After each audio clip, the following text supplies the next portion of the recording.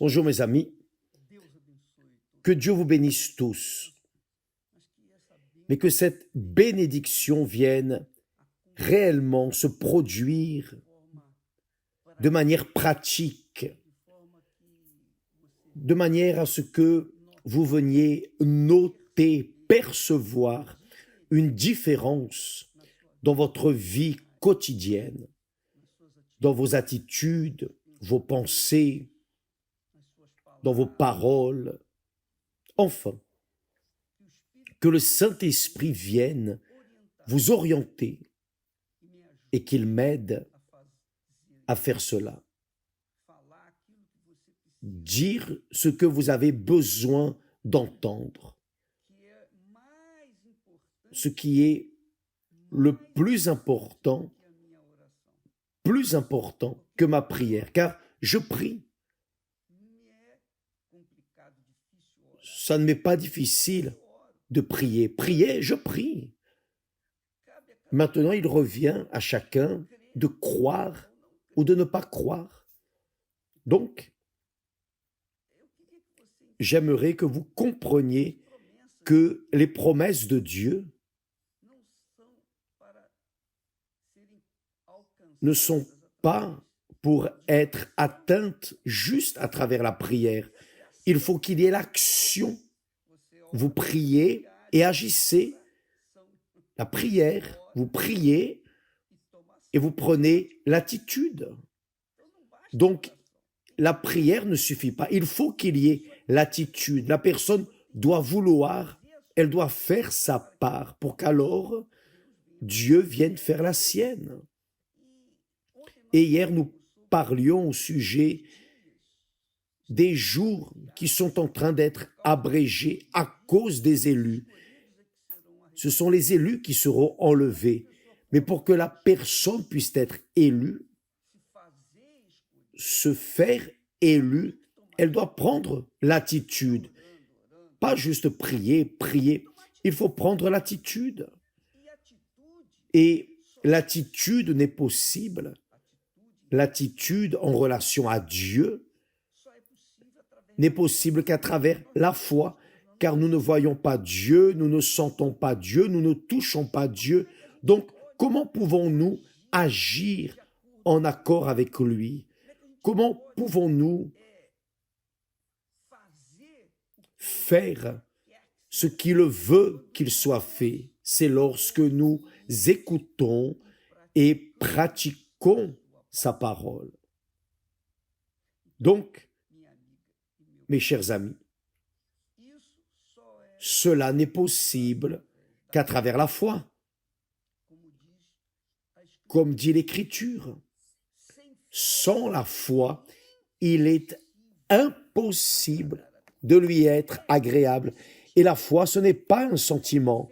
La foi, ce n'est pas une passion. La foi, ce n'est pas une émotion. Non. La foi,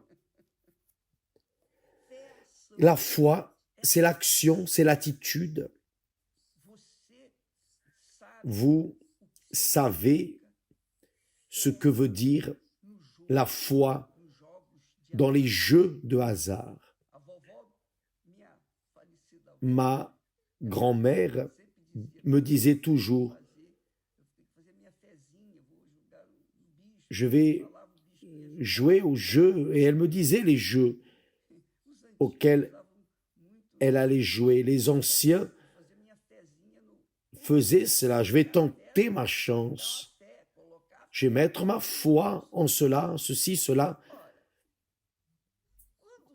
Lorsque l'on joue à la loterie, voyez, lorsque l'on joue à la loterie, n'importe quel jeu de hasard, la personne ne fait pas cela par émotion. Ah, elle va voir si elle gagne. Il faut qu'elle mette l'argent devant. Il faut qu'elle achète le billet. Elle ne peut pas ne pas acheter, attendre la chance pour voir si elle gagne. Elle ne va pas gagner. Lorsque l'on parie dans un jeu de hasard, il faut mettre l'argent sur la table. La foi mes amis, c'est plus ou moins comme ça. Vous croyez dans la parole de Dieu, alors vous mettez votre vie dans l'obéissance à cette parole. C'est le paiement. Vous pouvez avoir votre vie ruinée, abîmée, détruite au fond du puits. Mais si vous mettez cette vie, ce reste de vie, là, dans la parole de Dieu, si vous mettez en pratique ce que Dieu dit de faire, point. Vous êtes en train d'agir la foi avec intelligence. C'est pour cela que le Seigneur Jésus a dit, en relation à tout ce dont nous avons besoin, il a dit, cherchez premièrement le royaume de Dieu. Vous avez déjà beaucoup entendu parler de cela. Cherchez premièrement le royaume et la justice de Dieu. Que veut dire chercher premièrement le royaume et la justice de Dieu? Je ne vois pas le royaume de Dieu. Vous le voyez? Moi non plus. Mais le royaume de Dieu est prêt à recevoir chacun de nous lorsque nous lisons les paroles de Dieu, voyons ce qui est écrit et obéissons, mettons en pratique. Lorsque nous investissons, déposons notre foi dans les promesses de Dieu, non seulement dans les promesses, mais également dans les obligations, parce que beaucoup ne veulent que recevoir et ne cherchent que la promesse, mais ne veulent pas se soumettre à la gouvernance du Saint-Esprit. Ne veulent pas. Alors, elles reçoivent des bénédictions, mais la vie reste la même chose.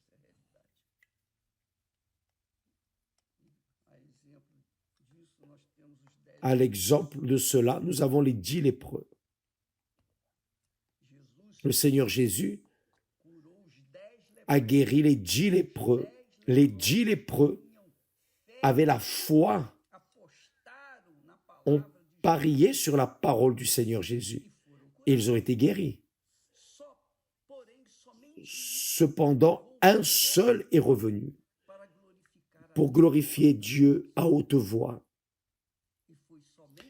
Et c'est seulement cet unique homme à qui le Seigneur Jésus a dit « Ta foi t'a sauvé ». C'est-à-dire, il n'a pas seulement parié sur la parole du Seigneur Jésus, mais il a mis sa vie dans le Seigneur Jésus. Il a mis sa vie soumise à la gouvernance de Dieu. Et c'est ce qui arrive, mes amis. La plupart des personnes, la plupart, ne veulent que les bénédictions. Oh évêque, priez pour moi, faites ceci, faites cela. Beaucoup de personnes ne veulent que les bénédictions, mais ne veulent pas payer le prix de l'obéissance à la parole de Dieu, ne veulent pas se soumettre à la gouvernance du Saint-Esprit. Oui ou non? Dites la vérité. Qui sait, c'est peut-être votre problème, mes amis. Qui sait, vous avez la foi seulement pour recevoir et pas pour donner. Parce que personne ne peut recevoir avant de donner. Personne ne peut moissonner avant d'avoir semé. Oui ou non? D'abord, il faut semer et après vous allez moissonner. Donc, la foi est ainsi. Lorsque nous soumettons notre vie à la parole de Dieu, alors, la parole de Dieu nous donne le retour, elle bénit, mais pas seulement les promesses, parce que les obligations sont extrêmement nécessaires. D'abord, le royaume de Dieu, a dit le Seigneur Jésus. Modelez d'abord votre vie en accord avec ce que le Saint-Esprit dit à travers sa parole. Ensuite, toutes les autres choses seront données par-dessus. Le Seigneur Jésus dit ici la chose suivante. Ça ne sert à rien de guérir le corps et de continuer avec l'âme malade. C'est ce qu'il est en train de dire. Si vous voulez résoudre vos problèmes, d'abord, vous devez résoudre votre intérieur. Votre intérieur. Parce que si votre intérieur n'est pas guéri, restauré, s'il ne va pas bien, votre extérieur va gémir, souffrir les conséquences. N'ayez aucun doute. Donc, c'est pour cela que nous insistons sur le fait des personnes lutter, insister pour recevoir le Saint-Esprit, car le Saint-Esprit est le guide. C'est lui qui nous guide à ce que Dieu veut pour nous. Il nous guide vers les verts pâturages. Mais la direction du Saint-Esprit commence avec notre obéissance, notre soumission à sa parole. Le Seigneur Jésus a dit « Pardonnez ceux qui vous offensent comme votre Père vous pardonne. » Donc, nous allons pardonner. Ah, mais je n'ai pas envie de pardonner. La foi n'a pas de volonté. La foi, c'est l'attitude. La foi, ce n'est pas un sentiment, une émotion. La foi, c'est une action. C'est la même chose avec l'obéissance à la parole de Dieu. C'est une action, une attitude. Si je priais, attendant que les choses arrivent, je mourrais et ce serait très facile juste de parler « Oh Dieu, blablabla » et toutes les choses arrivent. Je gagne à la loterie et je fais ceci. Ce n'est pas comme ça, mes amis. Apprenez une chose, la foi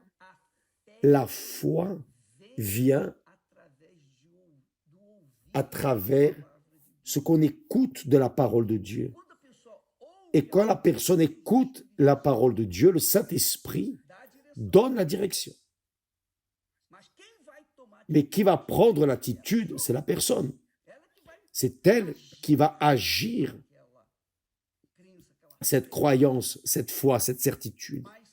Mais la foi est disponible pour toutes les personnes.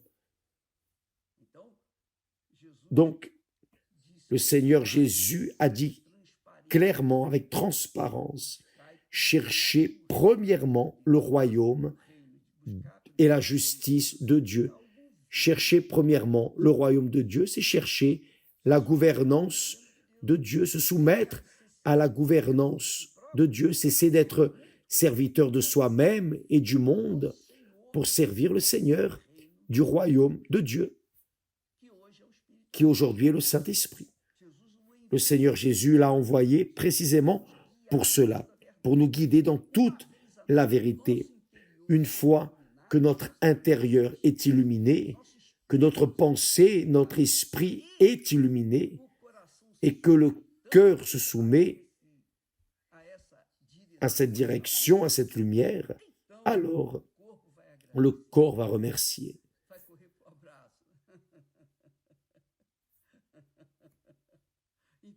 Alors, mes amis, si vous voulez apprendre les secrets, les mystères de la foi,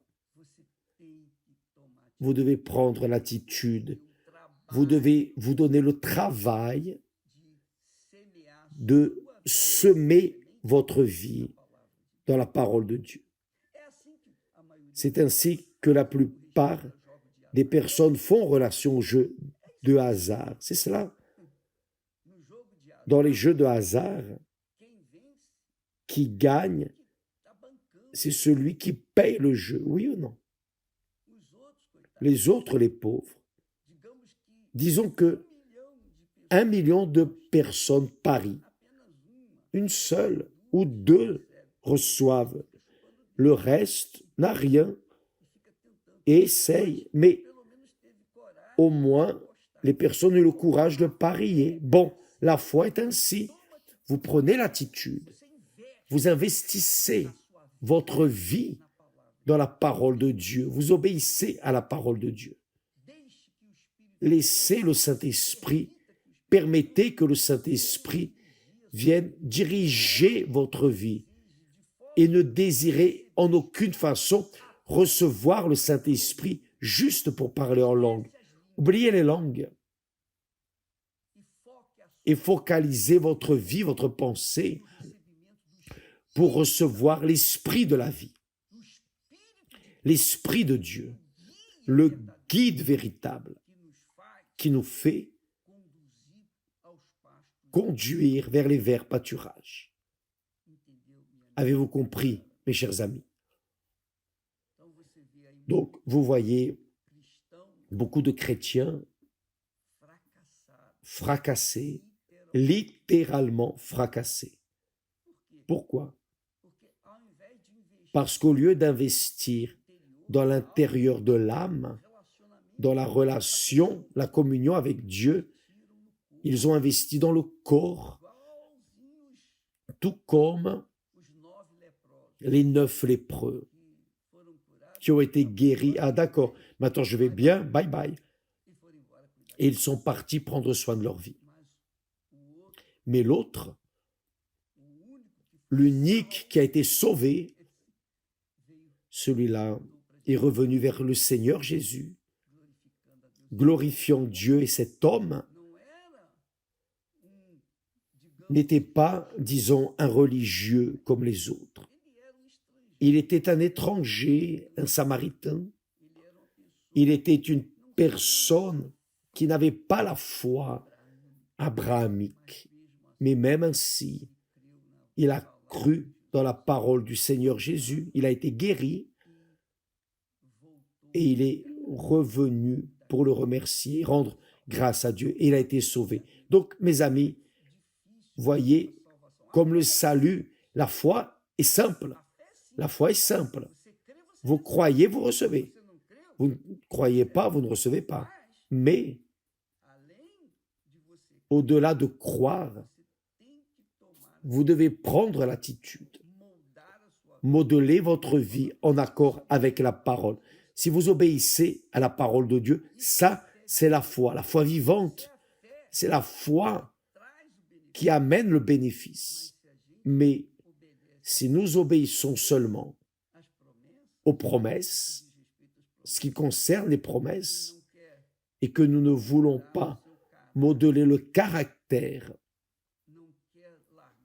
laisser le mensonge, laisser la vie erronée que la personne vit là, la personne peut obtenir quelques petites bénédictions ponctuelles, mais là-devant, elle va tout perdre.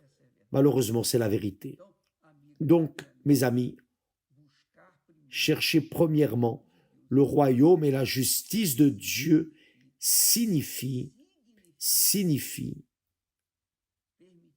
permettre ou se soumettre à la gouvernance du roi, du royaume de Dieu, qui est le Seigneur Jésus, dans la personne du Saint-Esprit.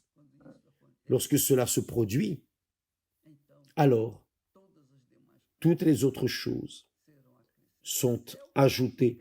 C'est ce que le Seigneur Jésus garantit. Il garantit, c'est écrit. Et toutes ces choses vous seront données par-dessus. Quelles choses? Nourriture, vêtements, maison, tout ce dont vous avez besoin sera ajouté. Mais d'abord, il faut soumettre votre pensée, votre esprit, votre cœur à la parole de Dieu.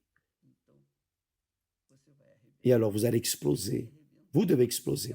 Parce que la parole de Dieu n'est pas ma parole. La parole de Dieu, ce n'est pas comme la parole de n'importe quelle personne. Non, la parole de Dieu, c'est la parole du Très-Haut. Elle ne peut pas rester sans effet. Elle va accomplir ce qu'il a promis, ce qui est écrit, ce qui a été dit. C'est ce que Dieu lui-même dit. Ma parole ne restera pas sans effet, mais elle accomplira, elle réalisera ce que j'ai déterminé. Prenez cet esprit, mes amis, et prenez l'attitude. N'attendez pas de dépendre de la prière, de l'Église, du pasteur. Dépendez du Saint-Esprit en prenant l'attitude en accord avec sa volonté écrite dans sa sainte parole. Que Dieu vous bénisse tous et à demain. Nous allons continuer à travailler à ce sujet. Nous allons continuer. Vous voulez plus de foi? Évêque, je veux la foi, voir la foi. Donc, vous devez écouter la parole de Dieu. Et aujourd'hui, c'est le jour où nous travaillons avec ce focus. Ceux qui écoutent la parole de Dieu reçoivent la foi pour la pratiquer. Que Dieu vous bénisse alors tous et à demain au nom du Seigneur Jésus. Si notre Seigneur le permet ainsi, grâce à Dieu.